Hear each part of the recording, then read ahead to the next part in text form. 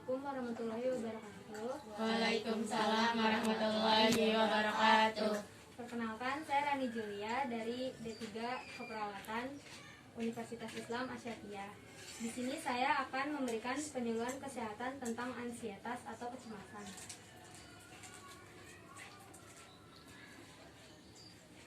Yang pertama ada pengertian ansietas. Ansietas adalah suatu kekhawatiran yang berlebihan dan dihayati disertai berbagai gejala somatif yang menyebabkan gangguan bermakna dalam fungsi sosial, pekerjaan, atau penderitaan yang jelas bagi pasien, menurut Mansur 1999.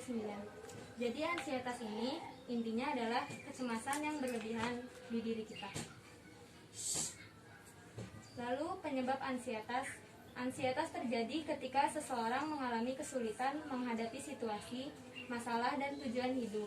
Beberapa teori yang mendukung terjadinya ansietas yaitu yang pertama ada teori biologis, yaitu adanya abnormalitas elektrosefalopatik pada lobus temporal yang biasanya berespon terhadap karbamazepin yang dapat berfungsi sebagai antikonvulsan atau anti kejang atau obat-obatan lain dalam kategori ini, menurut Sullivan dan Kaplan 2000 dan Feedback 2008. Jadi maksud dari teori biologis ini adanya gangguan di ensefalopatik atau di saraf. Lalu teori biologis ini dibagi menjadi dua. Yang pertama ada teori genetik. Ansietas dapat memiliki komponen yang diwariskan karena kerabat tingkat pertama individu yang mengalami peningkatan ansietas memiliki kemungkinan lebih tinggi mengalami ansietas. Maksud dari teori genetik ini, ansietas itu bisa ditularkan atau diturunkan ke atau diwariskan ke anaknya. Lalu yang kedua ada teori neurokimia. Menurut Sullivan dan Kaplan, norepinefrin yang berlebihan dicurigai ada pada gangguan panik, gangguan ansietas umum, dan gangguan stres pada trauma. Jadi menurut teori neurokimia adalah yang bisa memicu ansietas adalah hormon yang berlebihan di dalam tubuh, misalnya hormon norepinefrin. Lalu yang kedua ada teori psikodinamik. Yang pertama ada psikoanalisis. Ansietas dipandang sebagai respon alamiah seseorang sebagai stimulus untuk perilaku, menurut Freud tahun 1936. Maksud dari teori psikoanalisis ini, jadi kita itu mempunyai respon alamiah terhadap kecemasan. Lalu yang kedua ada teori interpersonal. Menurut Harry Stack Sullivan tahun 1952, ansietas timbul dari masalah-masalah dalam hubungan interpersonal.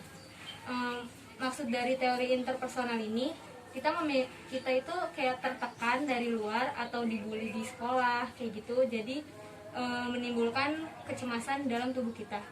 Lalu yang ketiga ada teori perilaku. Ahli teori perilaku memandang ansietas sebagai sesuatu yang dipelajari melalui pengalaman individu. Sebaliknya perilaku dapat diubah atau dibuang melalui pengalaman baru, menurut Feedback 2008. Di teori perilaku ini, jadi kita punya pengalaman masa lalu yang bikin kita jadi cemas sekarang, dan perilaku itu bisa diubah, menurut Feedback. Lalu ada tanda dan gejala. Keluhan yang sering dikemukakan oleh penderita ansietas menurut Hawari tahun 2008. Yang pertama cemas, khawatir, firasat buruk, takut akan pikirannya sendiri, dan mudah tersinggung. Lalu yang kedua merasa tegang, tidak senang, gelisah, mudah terkejut, takut sendirian ataupun takut pada keramaian dan banyak orang, gangguan pola tidur, mimpi-mimpi yang menegangkan, gangguan konsentrasi dan daya ingat, keluhan-keluhan somatik, misalnya rasa sakit pada otot dan tulang, pendengaran berdenging, berdebar-debar, sesak nafas, gangguan pencernaan, gangguan perkemihan, dan sakit kepala. Lalu ada dampak ansietas. Berikut ini adalah contoh dampak ansietas. Yang pertama itu menjadi penyendiri dan enggan berinteraksi dengan orang lain, enggan makan atau makan secara berlebihan, mudah marah, dan terkadang kemarahan itu sulit untuk dikendalikan. Lalu yang terakhir menggunakan nafsa. Lalu ada pencegahan untuk ansietas. Yang pertama berolahraga secara teratur, konsumsi makanan dengan gizi seimbang, ikut latihan untuk mengelola stres, misalnya itu meditasi dan yoga. Jauhi nafza, periksakan diri ke psikiater jika mengalami hal traumatis yang mengganggu pikiran dan aktivitas. Sekian penyuluhan kesehatan ini, apakah ada yang ingin ditanyakan? Ya. Kenapa pada wanita lebih tinggi terkena ansietas dibandingkan laki-laki? Oke. Jawabannya itu karena adanya perbedaan fungsi otak dan hormon pada wanita dibandingkan pria.